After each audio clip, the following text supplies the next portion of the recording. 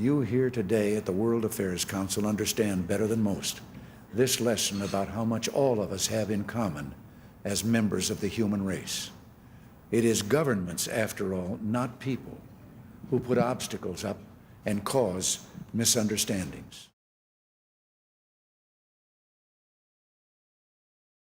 Of the United States.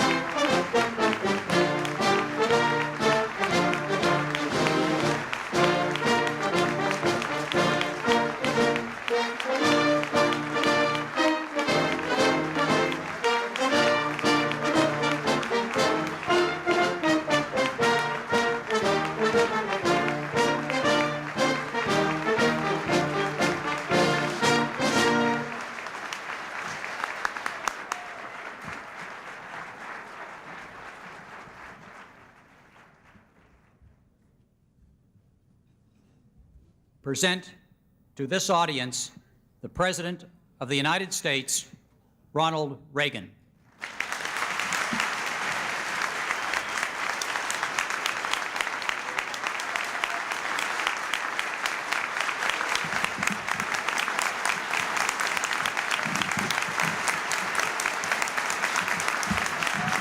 Thank you.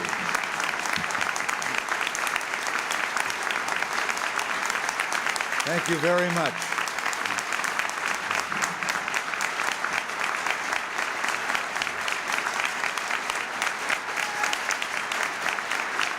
Thank you.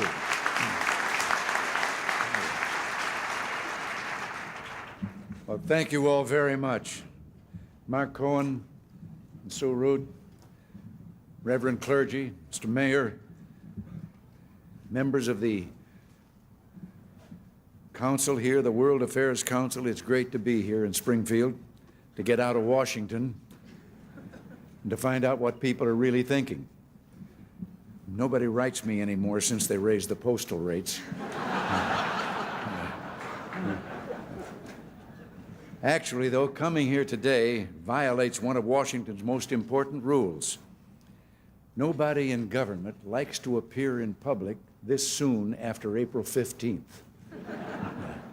But I do know all about Springfield. The fact basketball was invented here, and that tremendous hall of fame you have.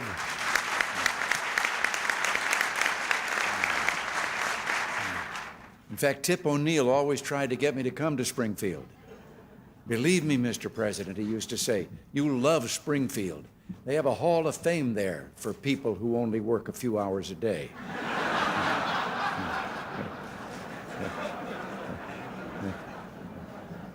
But I'm delighted to be here with you, and especially in the state where America's own struggle for freedom began.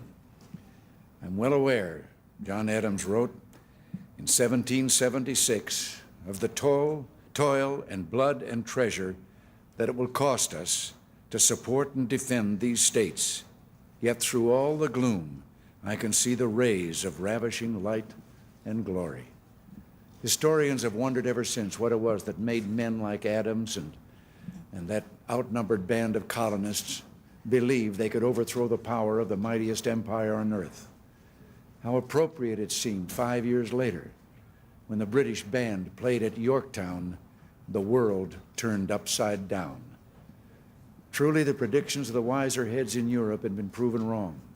The boldness, the vision, and yes, the gift for dreaming of a few farmers, merchants, and lawyers here on these shores had started a revolution that today reaches into every corner of the world.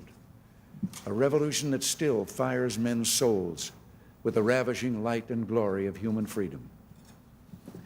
As members of the World Affairs Council, as active students of global politics, All of you here today can testify to how unlikely the prospects for freedom seemed at the start of this decade.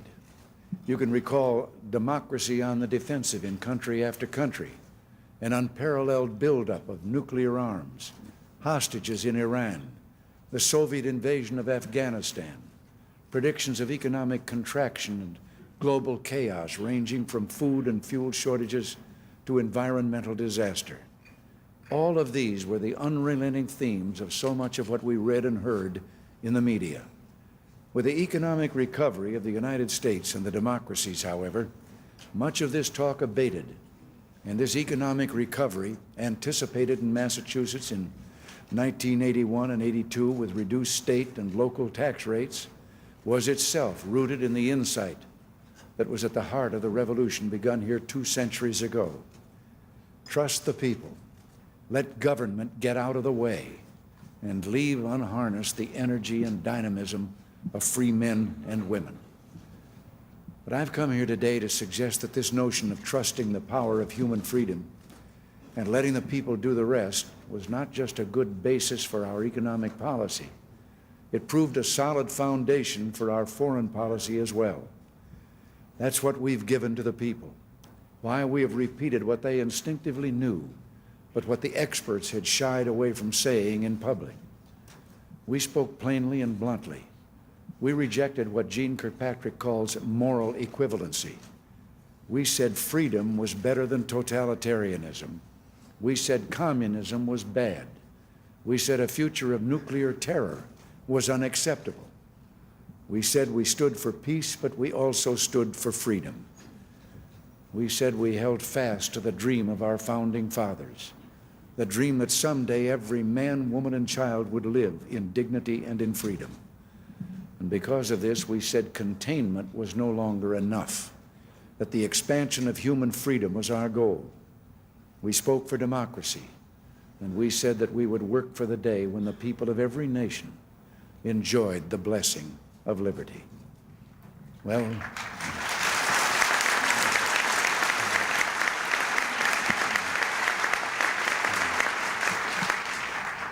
at first the experts said this kind of candor was dangerous, that it would lead to a worsening of Soviet-American relations. But far to the contrary, this candor made clear to the Soviets the resilience and strength of the West. It made them understand the lack of illusions on our part about them or their system. By reasserting values and defining once again what we as a people and a nation stood for, we were, of course, making a moral and spiritual point. And in doing this, we offered hope for the future, for democracy, and we showed we had retained that gift for dreaming that marked this continent and our nation at its birth. But in all this, we were also doing something practical. We had learned long ago that the Soviets get down to serious negotiations only after they are convinced that their counterparts are determined to stand firm. We knew the least indication of weakened resolve on our part would lead the Soviets to stop the serious bargaining, stall diplomatic progress, and attempt to exploit this perceived weakness. So we were candid. We acknowledged the depth of our disagreements and their fundamental moral import. In this way, we acknowledged that the differences separated us, and the Soviets were deeper and wider than just missile counts and number of warheads. As I've said before, we do not mistrust each other because we're armed. We're armed because we mistrust each other.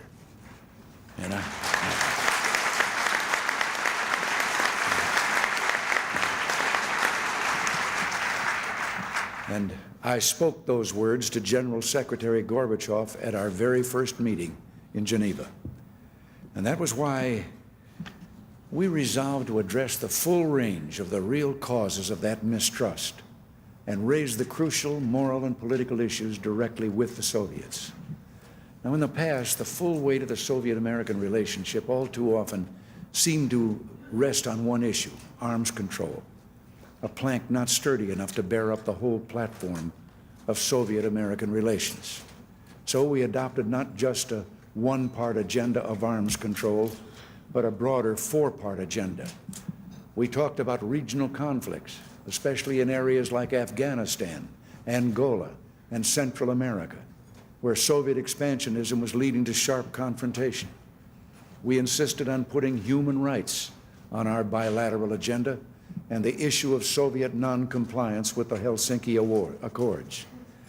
We also emphasized people-to-people exchanges, and we challenged the Soviets to tear down the artificial barriers that isolate their citizens from the rest of the world. As for the final item on the agenda, arms control, even that we revised. We said we wanted to go beyond merely establishing new limits that would permit even greater buildups in nuclear arms.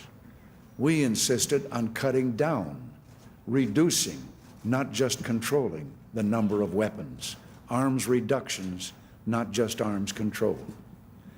And now, this approach to the Soviets, public candor about their system and ours, a full agenda that put the real differences between us on the table, has borne fruit. Just as we look at leading indicators to see how the economy is doing, we know the global momentum of freedom is the best leading indicator of how the United States is doing in the world. When we see a freely elected government in the Republic of Korea, battlefield victories for the Angolan freedom fighters, China opening and liberalizing its economy, democracy ascending in Latin America, the Philippines, and on every other continent. Where these and other indicators are strong, so too is America, and so too are our hopes for the future. And yet, even while freedom is on the march, Soviet-American relations have taken a dramatic turn into a period of realistic engagement. In a month, I will meet Mr. Gorbachev in Moscow for our 4th summit since 1985. Negotiations are underway between our two governments on an unparalleled number of issues. The INF Treaty is reality, and now the Senate should give its consent to ratification.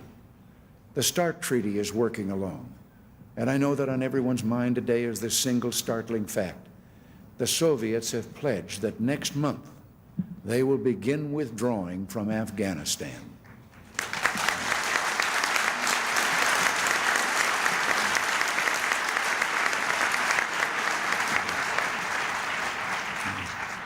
And if anyone had predicted just a few years ago that by the end of this decade a treaty would be signed eliminating a whole class of nuclear weapons, that discussions would be moving along toward a 50% reduction in all strategic nuclear arms, and that the Soviets had set a date certain for pulling out of Afghanistan, that individual would have faced more than a little skepticism. But that, on the eve of the 4th summit, is exactly where we are. So let me now summarize for you some of the issues that need crucial definition as we approach this summit. Let's begin with Afghanistan. History records few struggles so heroic as that of the Afghan people against the Soviet invasion. In 8 years, more than 1 million Afghans have been killed. More than 5 million have been driven into exile. And yet, despite all this suffering, the Afghan people have fought on, a determined patriotic resistance force against one of the world's most powerful and sophisticated armies. Yes, their land has been occupied, but they have not been conquered. Now the Soviets have said they've had enough. The will for freedom has defeated the will for power, as it always has, and I believe always will. But let me say here that the next few months will be no time for complacency, no time to sit back and congratulate ourselves.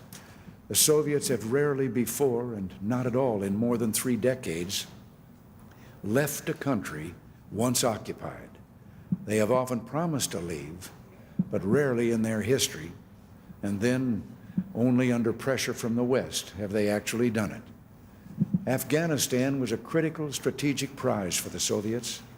The development of air bases near Afghanistan's border with Iran and Pakistan would have dramatically increased the Soviet capability to project their power to the Strait of Hormuz and to threaten our ability to keep open that critical passage. We believe that they still hope to prop up their discredited, doomed puppet regime and they still seek to pose a threat to neighboring Pakistan, to whom we have a long-standing defense commitment. So we ask, have the Soviets really given up these ambitions? Well, we don't know. We can't know until the drama is fully played. We must make clear that any spreading of violence on the part of the Soviets or their puppets could undo the good that the Geneva Accords promised for East-West relations. The Soviets are now pledged to withdraw their forces totally from Afghanistan by next February 15th at the latest. In the meantime, they know that as long as they're aiding their friends in Kabul, we will continue to supply the Mujahideen by whatever means necessary.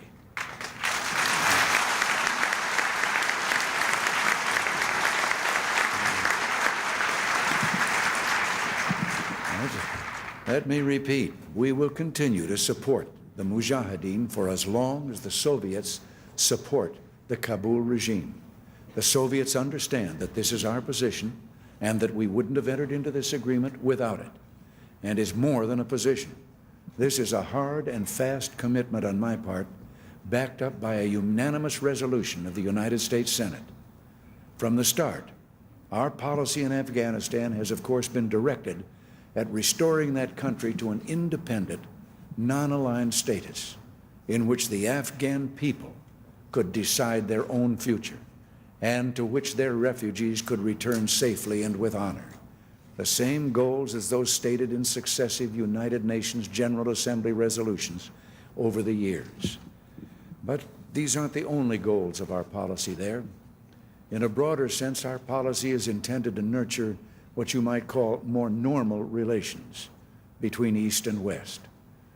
You see, just as a Soviet Union that oppresses its own people, that violates the Helsinki Accords on human rights to which it is a party, that continues to suppress free expression and religious worship and the right to travel, just as such a Soviet Union can never have truly normal relations with the United States and the rest of the free world.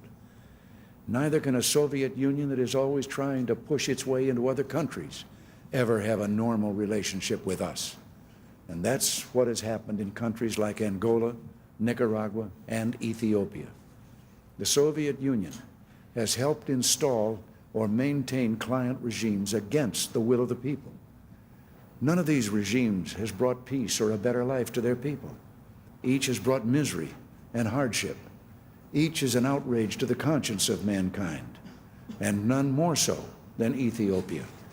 2 years ago, a pitying world believed that at last the hopes of all compassionate people had been realized, and that the famine in Africa had come to an end. Humanity prayed that it would never again see pictures of children with bloated stomachs or hear stories of families dying one by one as they walked dozens of miles to reach feeding stations. But now in one country, the famine has returned. Ethiopia suffers from drought, yes, and even more, it suffers from inadequate agricultural policies. But now, to drought and failed policy has been added a third, even more deadly element: war. The Ethiopian army has recently suffered major defeats in its long war with the Eritrean secessionist forces. The combination of drought and the dislocations of war is the immediate cause of famine in that part of the country. But the Ethiopian regime recently ordered all foreign famine relief workers to leave the afflicted northern region. That leads us to the horrible conclusion that starvation and scorched earth are being considered as weapons to defeat the rebellion. The subject of Ethiopia has long been on the U.S.-Soviet agenda, but now it is more urgent because of this tremendous human catastrophe in the making. Is the world to know another Holocaust? Is it to see another political famine? The Soviets are the principal arms supplier and primary backer to the regime in Addis Ababa. They are also supplying 250,000 tons of food this year. They can stop this disaster before it happens. And I appeal to them to persuade the Ethiopian regime, as only they can, to change its decision and to allow the famine relief efforts to continue. And let me add, I hope as well that the Soviet Union will join us and other concerned governments in working toward a peaceful, negotiated solution to the Civil War.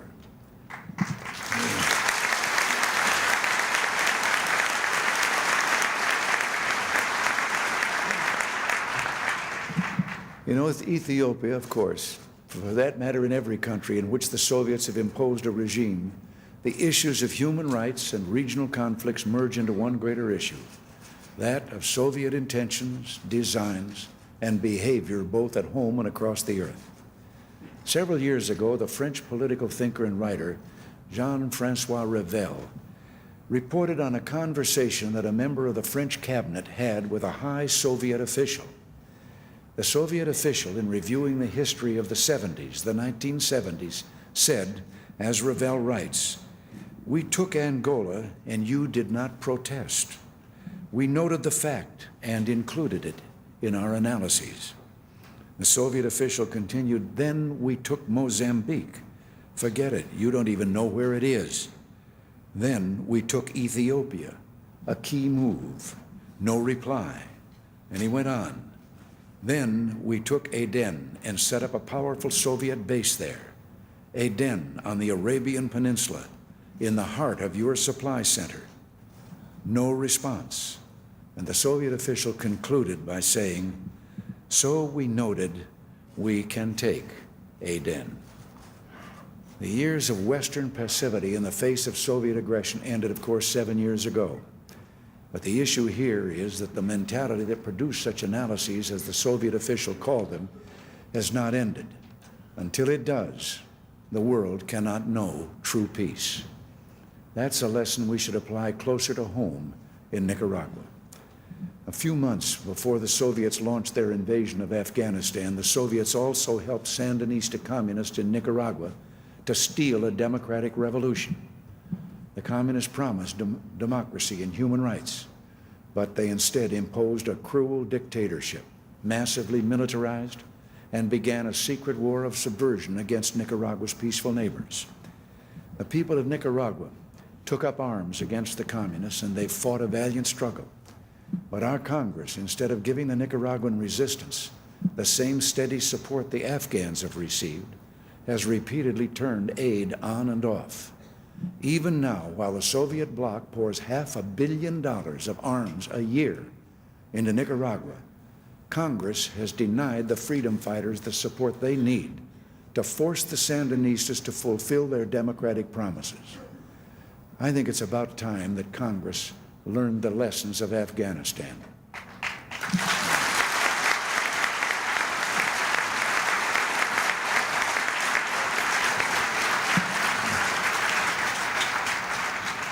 America, by supporting freedom fighters against brutal dictatorships, is helping to advance the values we hold most dear: peace, freedom, human rights, and yes, democracy.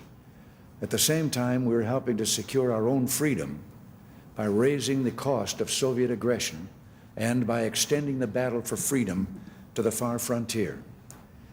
Some say the Soviet Union is reappraising its foreign policy these days to concentrate on internal reform. Well, clearly there are signs of change. But if there is change, it's because the costs of aggression and the real moral difference between our systems were brought home to it. If we hope to see a more fundamental change, we must remain strong and firm. If we fulfill our responsibility to set the limits, as well as offering constructive cooperation, then this could indeed turn out to be a turning point in the history of East-West relations. By starting now to show real respect for human rights and abandoning the quest for military solutions to these regional conflicts, the Soviet Union would also be working to build trust and improve relations between our two countries. Regional conflicts and human rights are closely intertwined. They are issues of moral conscience. They are issues of international security. Because when a government abuses the rights of its own people, it is a grim indication of its willingness to commit violence against others. Two of the most basic rights that we've called on the Soviets to comply with under the Helsinki Accords are the right to emigrate and the right to travel. How can we help but doubt a government that mistrusts its own people and holds them against their will? And what better way would there be to improve understanding between the United States and the Soviet Union than to permit free and direct contact between our two peoples? In the new spirit of openness, why doesn't the Soviet government issue passports to its citizens? I think this would dramatically improve U.S.-Soviet relations. Of course, the World Affairs Council here is a major sponsor of USIA's International Visitors Program. So I don't have to tell you the importance of people-to-people exchanges. And I want to personally thank all of you who have provided assistance and hospitality to foreign visitors. I have often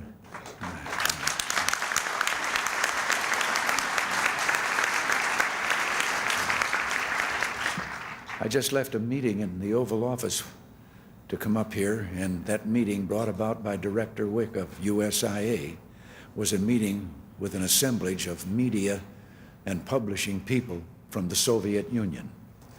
That, I think, is a first in our relationship. I have often reflected in public on how if our planet was ever threatened by forces from another world, all nations and all people would quickly come together in unity and brotherhood. You here today at the World Affairs Council understand better than most this lesson about how much all of us have in common as members of the human race. It is governments, after all, not people, who put obstacles up and cause misunderstandings. When I spoke at the United Nations several years ago, I mentioned some words of Gandhi, spoken shortly after he visited Britain in his quest for independence for India. I am not conscious of a single experience throughout my 3 months in England and Europe, he said, that made me feel that after all, East is East and West is West. On the contrary, I have been convinced more than ever that human nature is much the same no matter under what clime it flourishes, and that if you approach people with trust and affection, you would have tenfold trust and thousandfold affection returned to you.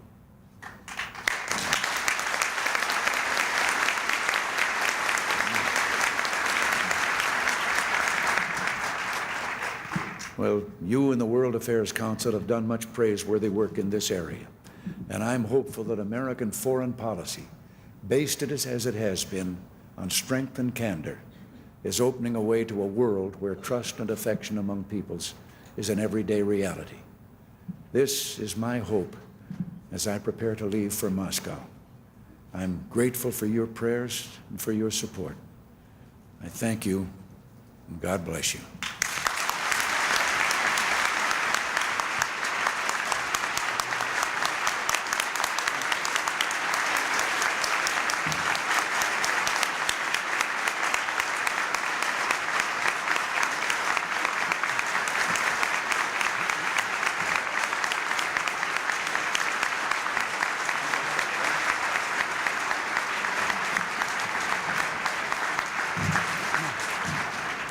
Thank you, Mr. President. We understand that you have time to answer a few questions from our audience today.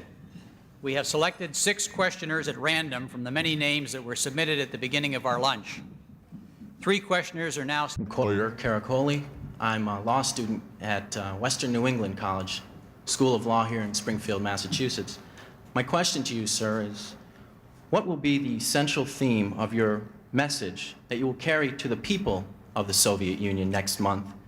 And how will the Senate's ratification of the INF Treaty, or in the alternative, the Senate's failure to ratify the treaty, affect that message? Now, the last part I missed to say, are you speaking of the INF Treaty and the failure of ratification? Yes. Yes. Well, let me answer that part first and then get to the other. I think it would be very, upsetting, and it would put a strain on the summit if the Senate has not ratified the treaty by the time we go there. And we're hoping and praying they will, and yet their scheduling of it for discussion and debate is such that I'm very concerned that possibly we may have to go without it having been ratified. Now, as to the message to the Soviet people, I don't know how much contact we'll be able to have with them. We're going to try. We have been providing lists by name of individuals in the Soviet Union to the General Secretary and his people. And so far, I have to say, there has been quite a response in their allowing these refuseniks we've named to emigrate. Most of them to the United States, but many to Israel and to other countries. We've provided some more lists before this meeting, and we'll be talking about that. But to the people, I have a feeling that the people of the Soviet Union, as well as what Gandhi said about the people everywhere, that if we had a chance, and they had a chance for more contact, we would find that they were very much like us. They have a great sense of humor, and I think they tend to be very friendly. I'm not going to burden you with it now, but I have a new hobby. I'm collecting jokes that I can find are told by the Russian people among themselves that reveal that sense of humor, as well as a little cynicism about their own system. But I'm looking forward to meeting with some of the refuseniks. Well, I've been to the Soviet Union, and they are very nice people. You Well, will enjoy it. Good luck. All right.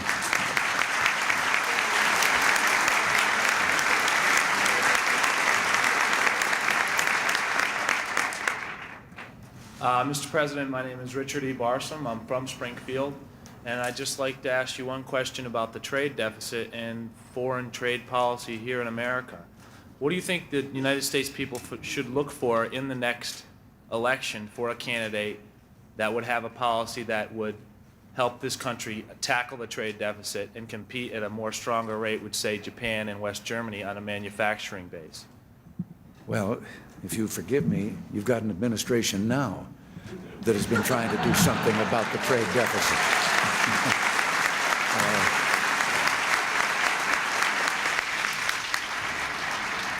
We have continuously reduced the trade deficit. We have not brought it to where there is no trade deficit as yet.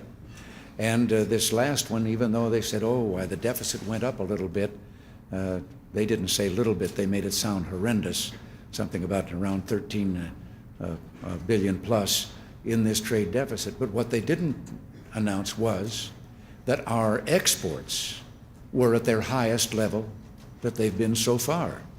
And it so happened that also there was, because of a little lowering in the price of the dollar, there was a little increase in imports at the same time, so that there was still a deficit. But we have continued, in the years we've been here, every year to have an increase in our exports. I'll tell you, there's something. I don't feel the way about the trade deficit that I do about deficit spending here within our own country. In the 70 years back when our country was growing from its colonial beginnings into the great industrial power that it is today, every one of those 70 years we had a trade imbalance. There were things that we hadn't learned to produce yet in our own country and so forth. And yet, that was our great period of growth. Now, with all of this trade imbalance, these last 65 months have been the longest period of economic expansion in the history of the United States. So,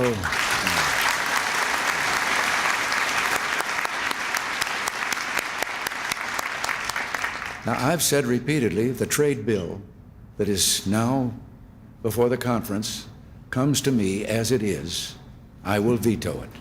Not because I'm against a trade bill, but because they have loaded on so many items, and one item in particular, that would be very restrictive on business and industry in America. And I have served notice that if that item is in there, I can't sign it.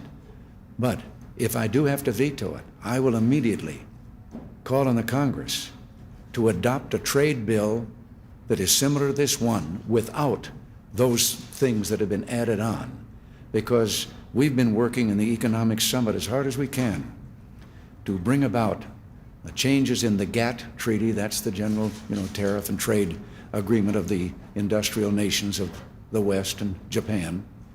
And all we've been asking for is not protectionism, but asking for a free and fair area so that we're all playing on a level field. If they've got restrictions on our exports coming into their country, then we're going to respond. We want, and we've gotten some great changes made. So I'm very optimistic and not concerned as much about that trade imbalance. It'd be fine to change it, but the imbalance I want to get is a Congress that will join truly in eliminating the reckless spending that has us overspending. And then I would look for all your support in having a change in the Constitution that says hereafter it'll be against the Constitution to have a trade, or not a trade-in, but to have a deficit spending situation in our country.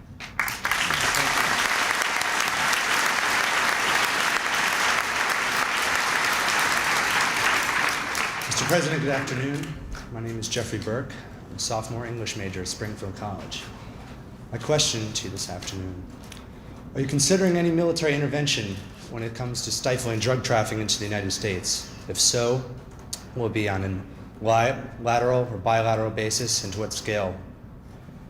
Are you talking about just military, using the military in helping against the drug menace? And As far as increasing? well, we have been, for the first time, we have been utilizing the military. There are some laws that limit what you could ask the military to do.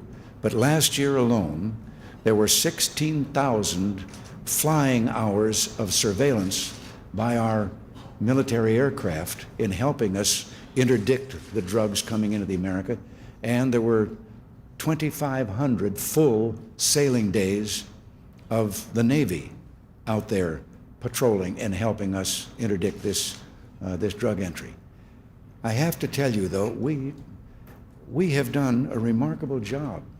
Incidentally, we've increased our spending with regard to drugs and the fighting of the drug abuse.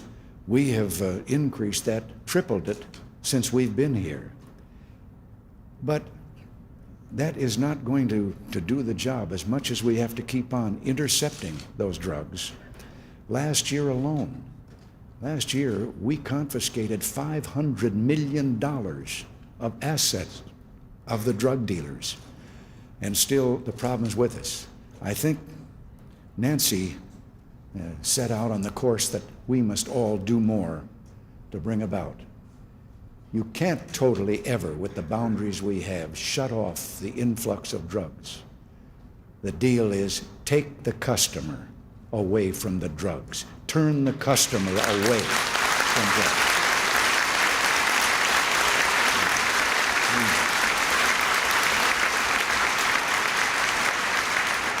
I'm sure you've heard about the just say no idea in drugs. Certainly. Would you be interested in knowing how easily things can get started? Nancy was talking to a group of school children in Oakland, California, and a little girl asked, what do we do if somebody offers us drugs? And Nancy said, just say no. That's where it started. There are now over 12,000 just say no clubs in the schools of the United States.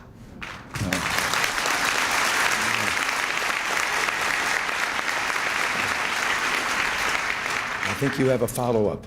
No. No? Suffice. Thank you. Thank you very much. Well, thank you.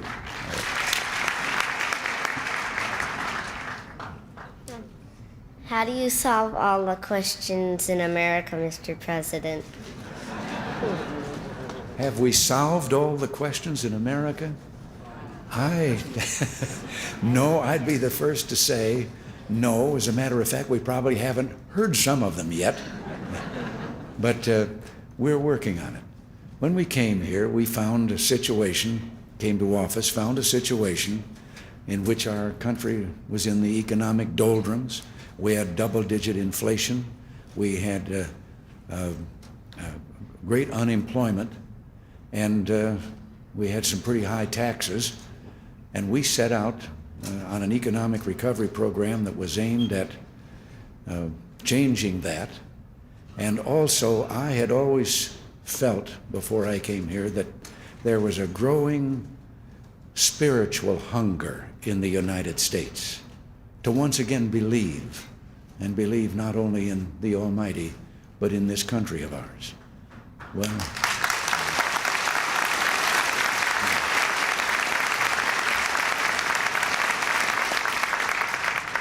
so we answered some of those questions. We found out that by cutting the tax rates, the government got more revenue than it did at the higher rates. Because when there's an incentive and you can keep more of the money that you're earning, people earn more money. 1% of our highest taxpayers, when we came here, was actually paying 18% of the total tax revenue from the income tax. When we reduced their rates, that 1% is now paying 26.5% of the total revenue. And yet we still have some people saying we must tax the rich, we must go after them. And those taxes started us, I think, helped start us very much on the road of economic recovery. We have now, in these last 5 or 6 years, we have now created 16 million new jobs. And the family income average is higher than it has ever been before. Inflation is under control, it's no longer double digit. And one of the things I will always be very proud to see is that Americans are proud once again to be Americans.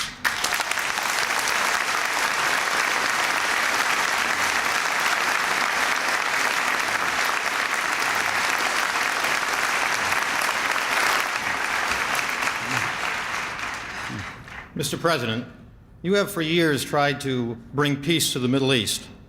Can we rely on your administration to continue to move Israel to settle the Palestinian question on a more even-handed basis?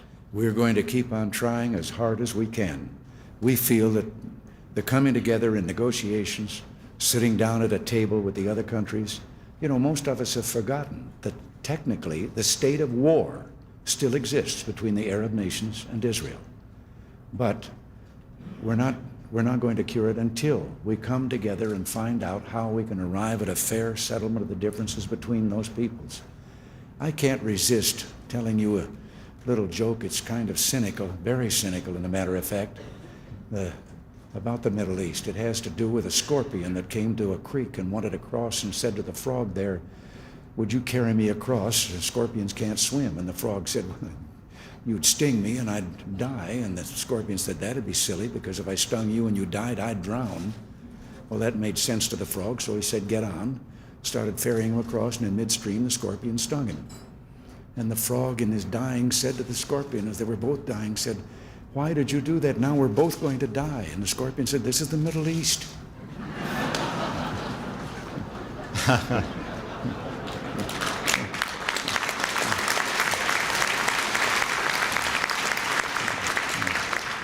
Does that mean, Mr. President, that the United States is going to move closer to address the Palestinians directly? Yes, there are some among them that we have refused on principle to address, such as Arafat, because Arafat has refused to recognize the right of Israel to exist as a nation. And I don't think that there's any negotiation between someone who just says, "You're not even a nation, I won't talk to you." Israel is a nation, recognized as such by almost all of the civilized world. And so this is what we're seeking. Our Palestinian leaders who are agreeable to coming together and with the other Arab states. We have worked very hard also to make the other Arab states aware that in addition to our agreement and the security we agree of Israel, that we want to and can be fair and friends with them. And so we have established a relationship that I think is growing very much about that we have the trust of a great many of the Arab states. And a number of those are willing to join in this kind of negotiation that we want to achieve. Thank you, Mr. President. It's very refreshing to hear you say you are going to open up negotiations. Yes. Yeah.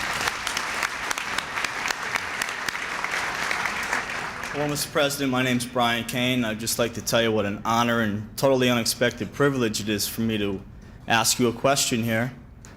My question has to do with the article that was in the Wall Street Journal today about the stealth bomber, the artist's sketch of it, and after all these years of secrecy, why it was unveiled now. Perhaps it has something to do with your foreign trip, and how the stealth program is going to be incorporated with the Star Wars defense system. Well, this is, of course, a form of conventional weapon, an airplane and a bomber, and I think the timing was probably somewhat accidental about the revealing this photo. What has happened is we have just reached the testing point.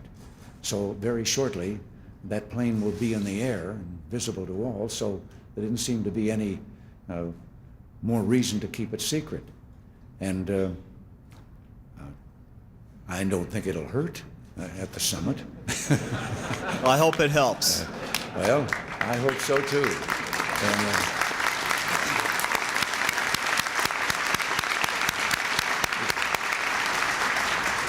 I know this is the final question, but I would just like to say to you that because there is some misunderstanding about that and about treaties like the START treaty that we're trying to get, we don't know, it doesn't look likely that that treaty is so much more complicated than the INF treaty that there's a great question as to whether it could be ready for signature at the summit. But we've never set a deadline on when it can be worked out. We don't want a fast treaty, we want a good one. And there is some lack of understanding on the part of some people. I've read some columns that think that our emphasis on reducing nuclear weapons means that we're going to allow the Soviet Union to wind up with that great superiority they have in conventional weapons, and won't that be to our disadvantage? I think you all should know that as we continue any further development of eliminating nuclear weapons, we'll now have to follow negotiations in conventional weapons to reduce to parity so that no one is left with an advantage over the other as we go on eliminating nuclear weapons if we can. So that is definite, and I have informed the General Secretary that must take place, and he has expressed a willingness to talk on reducing our conventional weapons. Well, I know that you were the sixth, and that was all. Can I do something terrible here? The press knows I do this. I mentioned that hobby of mine. So as long as I can't answer any more questions, can I conclude in just telling you one of those jokes which illustrates this sense of humor?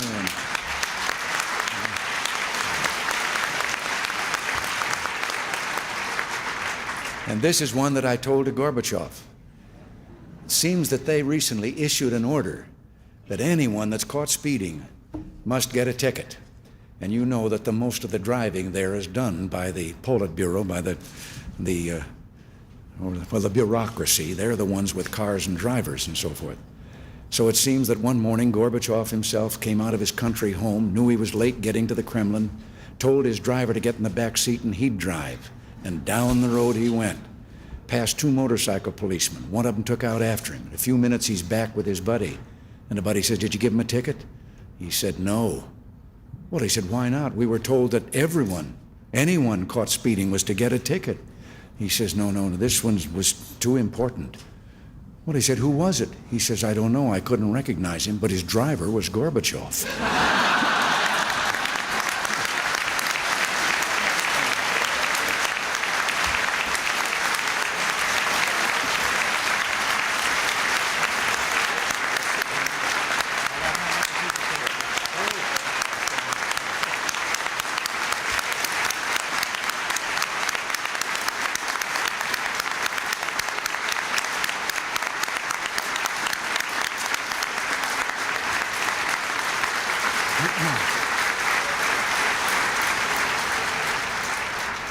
I again thank you, Mr. President, for your address and your response to our questions.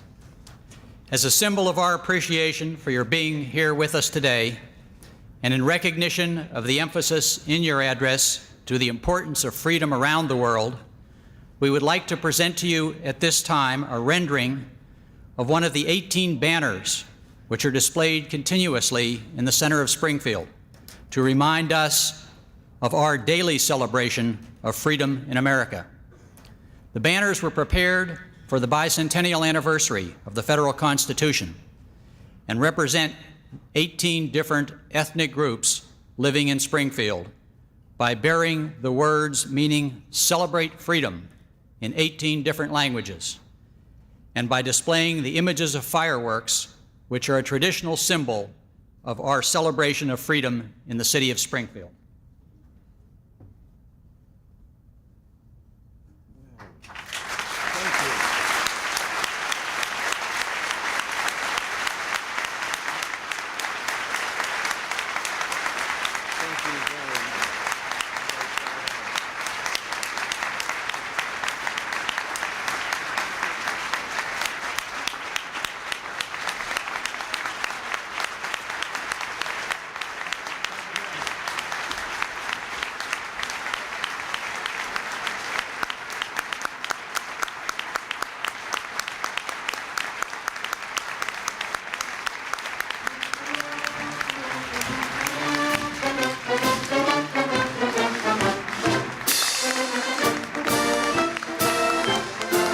Ladies and gentlemen,